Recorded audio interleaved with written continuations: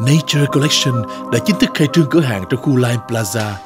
Đây là đại lý duy nhất miền Bắc Cali của hãng Nature Collection với những dòng mỹ phẩm cao cấp của Hàn Quốc như The History of Who, Ohui, Som 37, Isanox, Soyahan và nhiều loại mỹ phẩm cao cấp khác. Trong thời gian đầu khai trương, khách đến mua hàng đều có quà tặng giá trị. Nature Collection tức Grace Image, địa chỉ 1816 Tolle Road, Suite 178 San Jose, điện thoại 408 270 3979.